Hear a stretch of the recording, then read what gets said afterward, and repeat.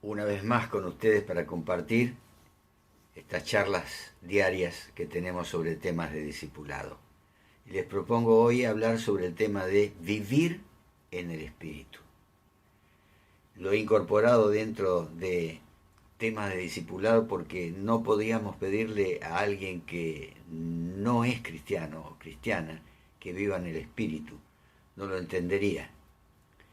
Por eso es necesario que para nosotros, hijos e hijas de Dios, los que nos llamamos cristianos, seguidores de Cristo, los que amamos su doctrina y tratamos de vivir, reflexionar sobre este tema. ¿Estamos viviendo en el Espíritu? Porque de esto depende que logremos una vida plena con Cristo y de vivir una vida con gozo y aún con buenas relaciones con las personas que nos rodean. Empezando en nuestra casa, en nuestra iglesia, en nuestro trabajo. Y por otro lado, tener la seguridad de tener la vida eterna. Ahora bien, ¿cómo saber si alguien está lleno del Espíritu? Y escogí el pasaje de San Pablo escribiendo a los Efesios, capítulo 5, versículos 18 al 20. La segunda parte del versículo 18 al versículo 20, que dice así: al contrario, sean llenos del Espíritu. Lo está dando como una orden, no como una opción. Sean llenos del Espíritu. Anímense unos a otros con salmos, himnos y canciones espirituales. Canten y alaben al Señor con el corazón, dando siempre gracias a Dios el Padre por todo, en el nombre de nuestro Señor Jesucristo. El vivir en el Espíritu se muestra, no tanto por las manifestaciones externas como estas que pretenden ser sobrenaturales, como caminar sobre el agua, sino porque tu vida llena del Espíritu está llena de alegría, de gozo, de paz con aquellas personas que te rodean y con vos mismo. Se ve también reflejada en tu alabanza, en tu servicio a Dios, cuando vos sos considerado por los demás un verdadero o una verdadera amigo, amiga, cuando sentís el dolor de tu prójimo, cuando le hablás a las personas de Jesucristo y sobre todo cuando te apartás del pecado. Vemos aquí que la exhortación del apóstol en el versículo 18 que hemos leído es: sean llenos del Espíritu.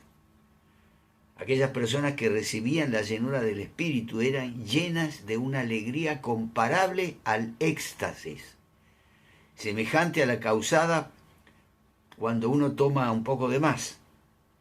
Por eso estos dos se asocian. Y si nos acordamos del capítulo 2 de Hechos, cuando el Espíritu Santo viene sobre los creyentes y hablaban en otras lenguas y todos le entendían, lo primero que pensaba la gente de la alegría que tenían los que habían recibido el bautismo en el Espíritu Santo era que estaban borrachos. Estaban tan gozosos que pensaban que estaban borrachos. De ahí pues que muchos se abstuvieron del vino, como en el ejemplo de Juan el Bautista, a fin de que el mundo hiciera diferencia entre el éxtasis de la llenura del Espíritu Santo y el éxtasis que provoca a veces un falso éxtasis, el tener unos cuantos gramos de alcohol en la sangre. Así también los cristianos comunes, el Espíritu no mora en la mente, buscando las influencias perturbadoras de la excitación, sino en una mente bien equilibrada y piadosa. Por eso dice en el versículo 19, anímense unos a otros con salmos, himnos y canciones espirituales. Canten y alaben al Señor con el corazón. Y yo creo que el pueblo de Dios es un pueblo contento, un pueblo alegre, lejos de lo que piensan los que no conocen a Dios, que somos aburridos y tediosos. Eso es lo que hace la religión. Pero seguir a Cristo, ser verdaderos cristianos y cristianas, nos hacen personas felices, gozosas, y andamos todo el día cantando, silbando, escuchando canciones espirituales. Y canciones es el término general para designar canciones que tengan que ver con lo que Cristo hizo en nuestras vidas. Canciones que tengan fundamento bíblico. Yo me acuerdo cuando en las iglesias se cantaban solamente las que figuraban en los himnarios. Eran canciones y son canciones que han sido en muchas iglesias reemplazadas por coritos y por otras canciones que no tienen mucho sentido. No sé si será porque, como les dije ayer, me estoy volviendo nostálgico, ya me gusta el tango, me gustan las cosas de antes, pero yo encuentro que en la letra de los himnos había realmente doctrina. No digo que todas las canciones modernas no la tengan, pero hay muchas que realmente no la tienen. Por eso es que agrega acá canciones espirituales, para hacer ver que se limitan a temas que tengan que ver con lo sagrado, y no meramente una canción que te haga sentir feliz por el ritmo que tiene, o por letras que te prometen cosas que en realidad no son bíblicas.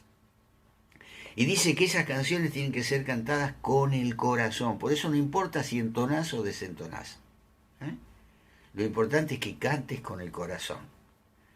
No con la lengua, sino acompañado con el sentimiento serio de un corazón que ha sido renovado y lleno de la presencia del Señor. Se hace aquí un gran contraste entre las prácticas paganas y la práctica cristiana.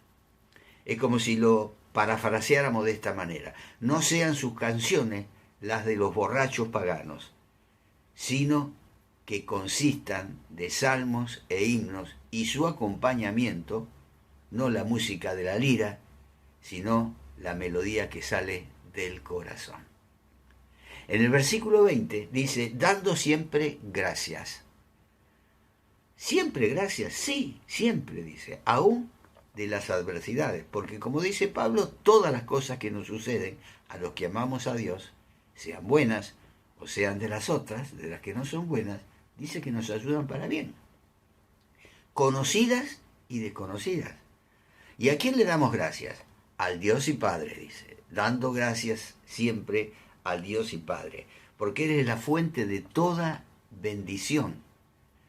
¿Y en quién se lo damos? En el nombre de nuestro Señor Jesucristo, por medio del cual todas las cosas, aún aquellas que son tristes, angustiosas, que producen distintas situaciones que nos tocan vivir, vienen a ser nuestras y forman parte de nuestra fortaleza espiritual. Tanto las cosas buenas como las cosas que no son buenas nos fortalecen cuando estamos tomados de la mano del Señor. Sería bueno que nos hagamos una segunda pregunta. ¿Pueden ver los demás el fruto del Espíritu en nuestras vidas? Y cuando Pablo le escribe a los Gálatas, allí desarrolla un tema de lo que son las consecuencias de aquella persona que vive obedeciendo a su carne y los que viven conforme al Espíritu. Y dice así en Gálatas 5, 16 al 26. Así que les digo, vivan por el Espíritu y no seguirán los deseos de la naturaleza pecaminosa, porque ésta desea lo que es contrario al Espíritu y el Espíritu desea lo que es contrario a ella.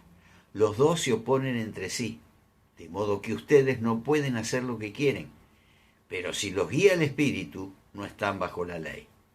Las obras de la naturaleza pecaminosa se conocen bien: inmoralidad sexual, impurezas y libertinaje, idolatría y brujería, odio, discordia, celos, arrebatos de ira, rivalidades, disensiones, sectarismos y envidias, borracheras, orgías y otras cosas parecidas.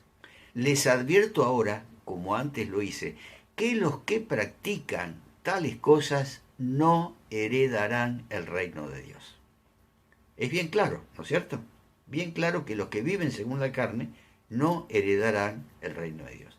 En el versículo 22 agrega, en cambio, el fruto del Espíritu es amor, alegría, paz, paciencia, amabilidad, bondad, fidelidad, humildad y dominio propio. No hay ley que condene estas cosas. Los que son de Cristo han crucificado la naturaleza pecaminosa con sus pasiones y deseos. Si el Espíritu nos da vida, andemos guiados por el Espíritu.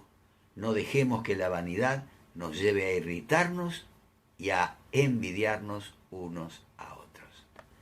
Mis hermanos, no podemos estar viviendo en el Espíritu si no andamos en el Espíritu. Viviendo una vida que no agrada a Dios y sin el fruto del Espíritu, que es amor, gozo, paz, paciencia, bondad, benignidad, fe, mansedumbre y templanza. Debemos andar en el Espíritu. La Biblia hace hincapié que debemos sacrificar las pasiones y deseos, no siendo vanagloriosos, no irritándonos unos con otros, no teniendo envidias. Realmente el vivir en el Espíritu es algo que trasciende, que nos transforma, que nos hace vivir en armonía con las personas que nos rodean y especialmente con el Señor. Si fuéramos cuidadosos para actuar bajo la dirección y el poder del Espíritu bendito, que Pablo cita en Gálatas capítulo 5, aunque no fuésemos liberados de los estímulos y de la oposición de la naturaleza corrupta que queda siempre en nosotros, ese viejo hombre residual, la carne no tendría dominio sobre nosotros. Los creyentes estamos metidos en un conflicto continuo al desear sinceramente que la gracia del Espíritu pueda alcanzar la victoria plena sobre la carne. Los que desean entregarse a la dirección del Espíritu Santo no están bajo la ley, ni expuestos a su espantosa maldición. Su odio por el pecado y su búsqueda de la santidad muestran que tienen una parte en la salvación del Evangelio. Las obras de la carne son muchas y manifiestas. Los pecados excluirán del cielo a esos hombres. Pero cuánta gente que se dice cristiana vive así y dice que esperan el cielo. Se enumeran aquí los frutos del Espíritu o de una naturaleza renovada que tenemos que hacer. Y así como el apóstol había nombrado las obras de la carne, que no son solo dañinas para los mismos hombres, sino también para las personas que las rodean, así el apóstol nota principalmente que el fruto del Espíritu, que tiende a ser agradable a los cristianos, no solamente para ellos, sino también para aquella gente que lo rodea. La descripción de las obras de la carne y del fruto del Espíritu nos dice qué debemos evitar y resistir y qué debemos desear y cultivar. Y mis hermanos, es el afán y la empresa sincera de todos los cristianos reales.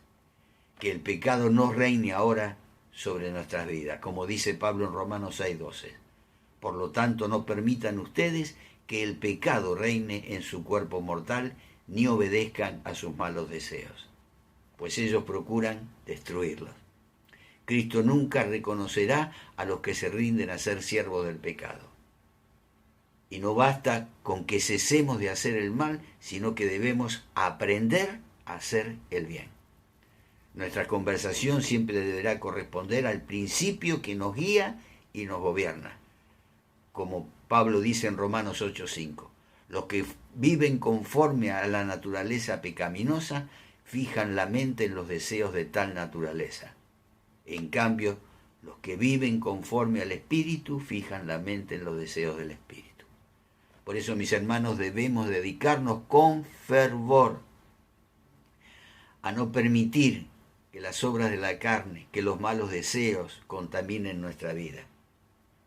Y debemos procurar caminar en la vida nueva que Jesucristo nos ofrece, sin desear la vanagloria ni desear indebidamente la estima o el aplauso de la gente, sino buscando la aprobación de Dios. Llevar buenos frutos abundantes, que son a través de Jesucristo para la alabanza y la gloria de Dios. Yo espero que recibas esta palabra y que realmente estés viviendo en el Espíritu y estés procurando que el fruto del Espíritu sea la guía para tu vida y que esas características te distingan de los demás. Mañana, si Dios lo permite, volveremos a tratar otro tema de interés. Dios te bendiga.